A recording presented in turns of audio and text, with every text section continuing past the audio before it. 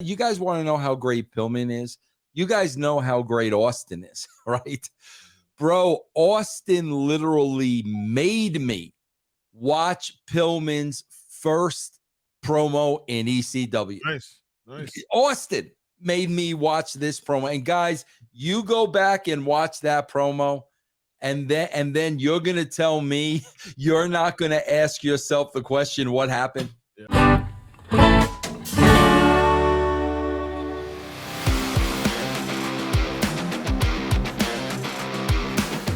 Let's talk about Brian Pillman Jr. Let's go. He is allegedly on his way to WWE very soon.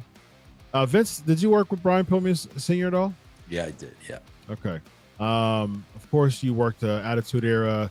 You were a part of the feud with him and Goldust, right? I think. Oh yeah. Where he with Terry and all that stuff. Mm-hmm. Yeah, with Terry. How was he to work with? That was probably one of his most prominent. Yeah, bro. I could tell you this, man. The dude was in such an incredible amount of pain. I mean, all the time, which led to his demise. But bro, I can remember, like, literally, bro, I'm talking about driving and him in the passenger seat. And bro, listen, bro, easy, you know, bro, when you're around this long enough, you know when somebody is in a great deal of pain, whether they're trying to sell it or not. Oh, yeah. And he would try, bro, so hard not to sell it. But it's like, bro, if I literally would hit a bump, I would look over and see him like literally wincing. Wow. That's how much pain this dude was in from that ankle injury, man. Chris, I don't remember the origins of that injury. Wasn't a motorcycle accident? Something like that. But bro, like every time I was around the guy, he was in such pain, always trying not to sell. I always felt so bad. But like, that's a pro, bro. Like, they're not going to sell it and they're going to do whatever it takes to get through it. But I could tell you, man, that poor dude was constantly in pain, man. Yeah, that's sad. Very sad. Yeah. April 15th, 1996, he was in a car accident with a drunk driver. He was on a motor. He was okay. So yeah, he was on a motorcycle. So an accident sent Pillman through the roof. So it was a car accident that he was a part of in 96. That's I think he catapulted him out. It was really, really bad. So yeah. Really unfortunate, man. He was in his 30s when he died, wasn't he? Yeah, young. He was way ahead. He was so ahead of his time. It wasn't even funny, man. In the ring and like idea wise too. Yeah. I respect you, Booker man. He was talking to who? EC3. You're the trivia guy. Come on. I don't remember. Oh man. Kevin Sullivan? What was it? Kevin Sullivan.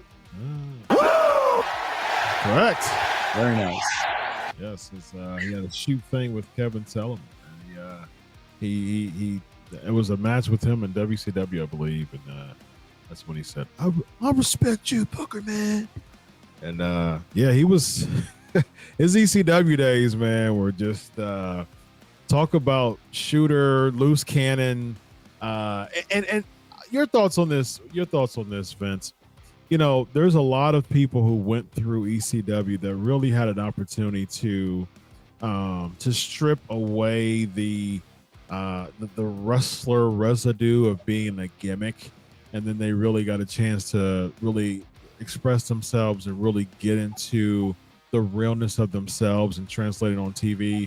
Brian Pillman being one of them, Foley being one of them, Austin, of course, when he was there for just a hiccup. What are your thoughts as far as, I know that, you know, you don't always have the best to say about Paul Heyman, but is it worth attributing that to Paul Heyman. Explain to me what you just did with the hand. That's Paul Heyman when he's. Oh, got you.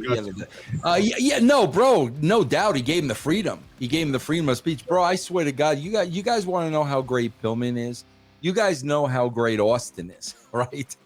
Bro, Austin literally made me watch Pillman's first promo in ECW. Nice.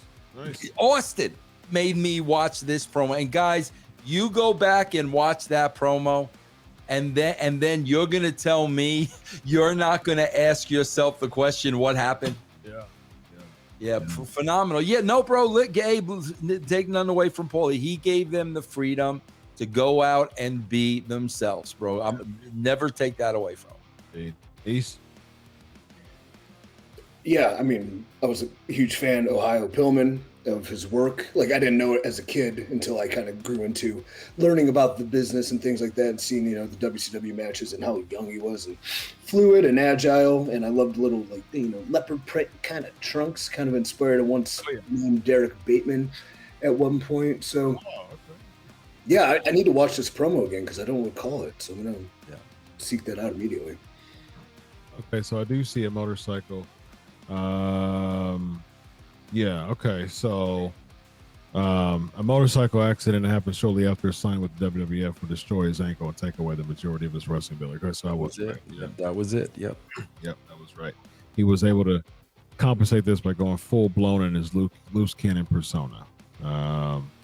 So yeah, there was talk before that he got so much into the gimmick that a lot of people in the back didn't know if he was working or shooting. Did you experience that, Vince? Because it was new, bro. Nobody that's why I said, bro, he was so ahead of his time. Nobody was doing that that Booker Man promo, that may have been the start of everything. Yeah. This is way before Attitude Era. This is way before NWO. This was the start. Yeah, I think the Booker Man, I was with him in Cell. Yeah, WCW, bro. Yep. All right, let's commit though. Like, that's where people try to, we're gonna do a worked shoot. Shut up, idiots. Like, committing. This is a lot of thing for wrestlers today, me included. Like, committing to the persona you are portraying, no matter what people are saying about you, or commenting about you, or posting about you. That if you have the strength and the bravery and the courage to commit to what you are portraying, to evoke the emotional reaction you are seeking to evoke, that's great work. And Pillman was a great worker for sure. He commit to the bit, ladies and gentlemen, for sure. Yeah, I mean, and kudos to Pillman because he was able to really revolutionize and transform completely his character. Because I don't think he gave a S what Dave Meltzer ranked one of his matches to. I guarantee he was probably would not care one iota, one bit. Bro, he had some good stars. He probably had a couple fours in there, maybe a 4.5. I don't know if he ever got a four. Probably in Japan when he was in Japan. Bro, during those loose cannon years, man, I've spoken to people who drove or traveled with Pillman. Bro, he would study serial killers. Literally in the passenger seat, he would just read book after. That's committing. That's what EC3 is talking about. That is committing to the bit, bro. Absolutely. Yeah, I've interviewed a bunch of wrestlers who's worked with Pillman and who's even been there when Pillman was reading a lot of serial killer books and stuff like that, and so he was committing to the bit for sure. It's committing to the bit too, but it's also strengthening your mind to find character development and art, and utilizing certain tendencies. Like, he's not the loose cannon. I am a serial killer. No, he wasn't playing a serial killer. He was just kind of nuts and this guy they keep talking about this weird tick he has. So you kind of incorporate that. It's just finding inspiration in strange places. And it can be bad though. A lot of people do that is one of the beginnings of the end when it comes to getting too dark that they can't pull themselves out. Someone like a Timothy McVeigh, the Oklahoma City. I study philosophy, not serial killers for myself. Yeah, he studies serial killers. Like someone like a McVeigh, he started to look at really dark, literature, and that really got him more into a dark place to do the heinous act that he did at Oklahoma City. So my PhD is in forensic psychology, so I study all of this stuff when it comes to the deviant minds of criminals and how they got their origins of what they do. So yes, I agree. I mean, I look at true crime stuff all the time. I have I talk about true crime on my YouTube channel. But they love true crime podcasts too. Yeah, they do. Yeah. So it got to the point. If you know some true crime junkies, point them over my way. By the way. But yeah, a lot of people do get to that dark space, especially if you're in a lot of pain, like he was. Stuff like that does get you in a darker place that you really, can't get out of, or it's harder to get out of. So yeah, unfortunate for Pillman.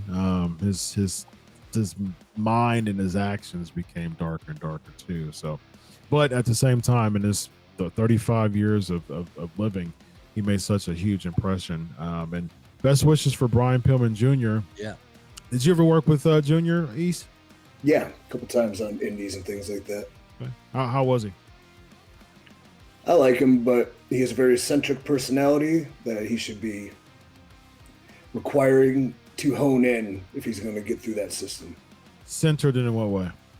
Eccentric. Eccentric. Okay. Yes. Just loud, proud, out there, which I enjoy in people. Like, I like people that are, out there, so I can actually have just real human conversations that aren't about, typical, I don't know, the indie wrestling bubble mentality of conversations and the phony brother talk and hey brother and like gimmicks and using all the insider lingo. Like, I'd rather have somebody that's just bafflingly nuts, just talking crazy that I can, jive with. But yeah, this is a new system that has, far more rigid structure that he will probably have to water carefully. So here's my thing. I've interviewed Junior before, and I've talked to him on the phone, and 100% eccentric guy. Just of all the interviews that I've done, definitely one of the most eccentric, interviews that I've done. But in your opinion, EC3, working with him in the ring, his MLW days was much better than his AEW days. Tony Khan just did not allow him to really focus or show his persona really at all. He was like some Hollywood Blondes 2.0 white meat baby face. That just, that was okay, but it really didn't show his personality. When he led the new Heart Foundation, the Heart Legacy or Heart Dynasty, whatever they were called in MLW, it actually gave him a really good opportunity to highlight and showcase his personality. And the theme song was pretty cool too. When I talk about what do you think that Brian Pillman can bring to the table that's worth WWE signing, in your opinion?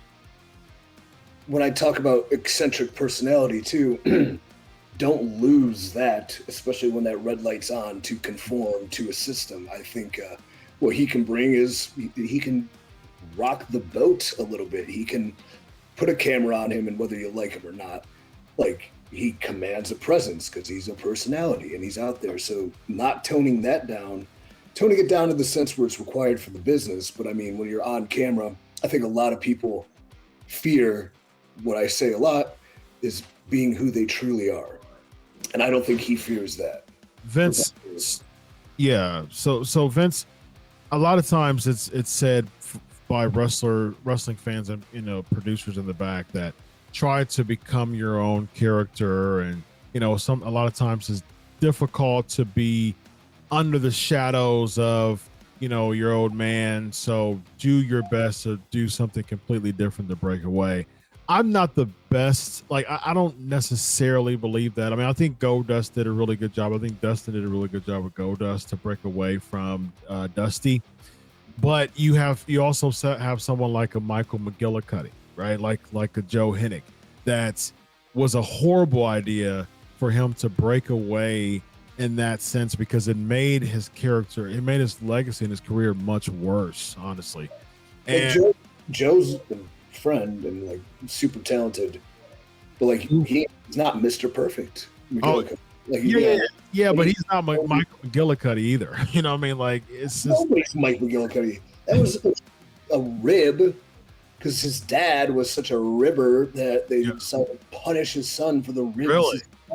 I think so. You can quote me on it because it doesn't matter, because it's going to be quoted regardless. If you said it's going to be quoted regardless. Yes, yeah, I believe it was kind of like we'll show him by giving his son the worst possible name ever. Oh, that's horrible. Yeah, I mean, Joe won't be a Kurt. I mean, he. Here's my thing. Okay, theoretically, he won't be a Kurt Hennig, but how will we know if he never had the opportunity?